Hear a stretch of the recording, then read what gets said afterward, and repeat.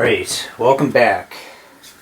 Another video in the series I'm calling The Intersection of Taiko and Western Drumming. This particular series of videos has been on hand independence. This is video 6.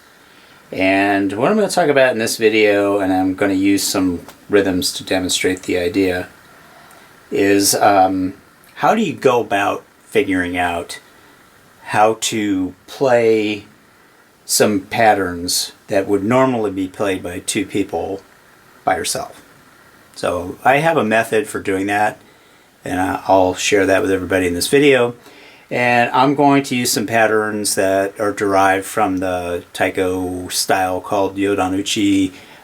We have some rhythms that we use in a song that we play in the group's repertoire, and I'm going to use those as the example in this video. Alright.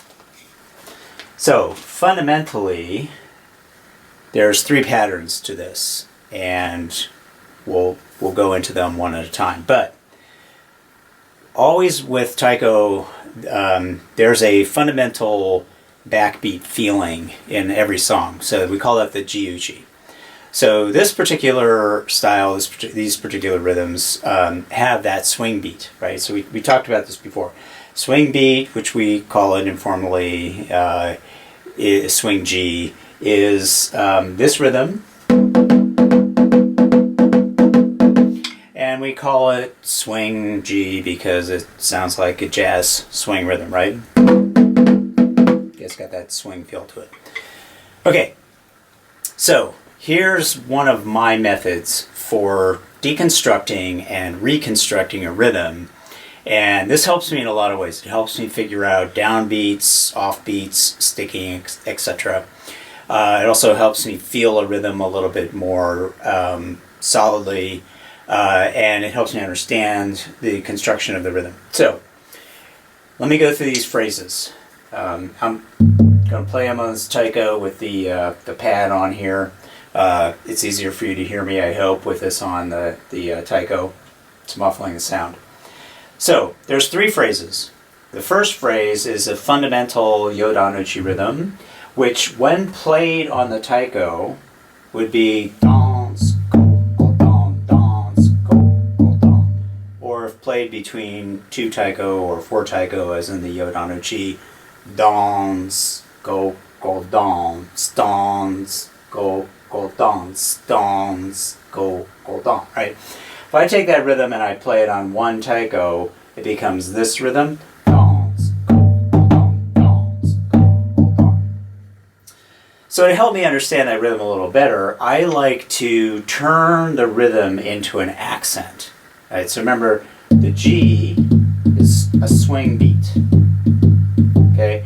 So if I accent that rhythm on the swing, it becomes this. Dance, go, dance, dance, go, dance, dance, go, dance, dance, go, dance. Right? Okay. Let's say I want to use this concept of hand independence, and I want to have one hand be the G, right? The other hand be dance, go, dance, go, dance, right? So, by dividing the rhythm using the accent, right, helps me understand where my flams would be when I play this with this Western style, one hand being the Taiko, one hand being the G, right?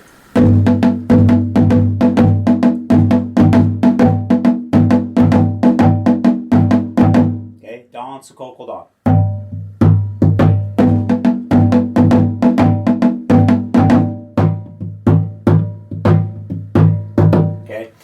So that's my process for identifying a rhythm, feeling the downbeats, understanding the offbeats, the downbeats, understanding the sticking. How does that apply against the G?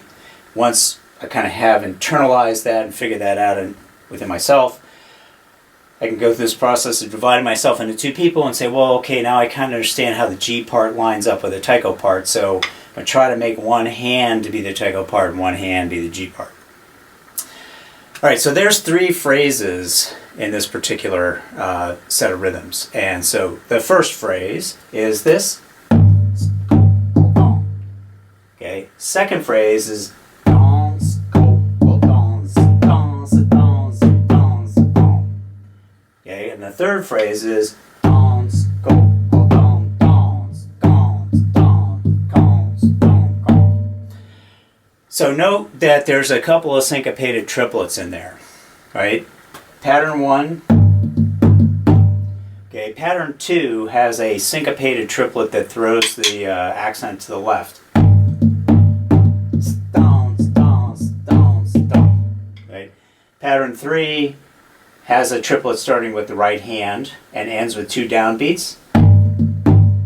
Dance, dance, dance, dance, dance.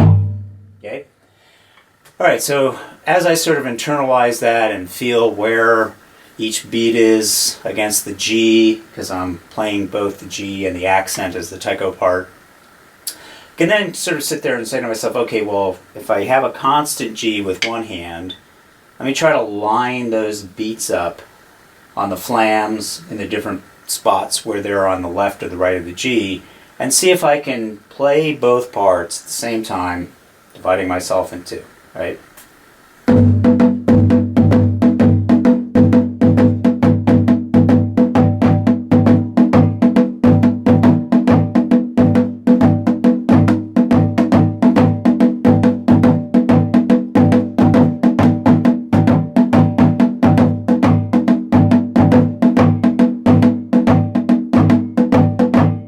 So note that I'm dropping a few grace notes out on my taiko hand. Okay, that third phrase, the dance, go, don, dance, cons, dance, cons, don, con, right? Has some grace notes when I play it on the taiko, but I'm not going to bother with that when I'm trying to have my right hand be the taiko. I'm just going to hit the beat that's emphasized, not the s, but the don, right?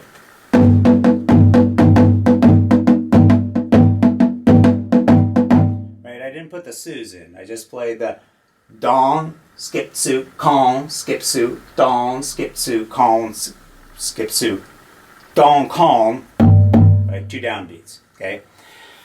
So, there's my method for unraveling, deconstructing, in terms of the real way of playing a rhythm, which would be 2 people, taiko part, shime part, G part, reconstructing within myself, G part, taiko part. Of course, always practice both things with your left and your right hand, right? Alternate hands, build up your technique.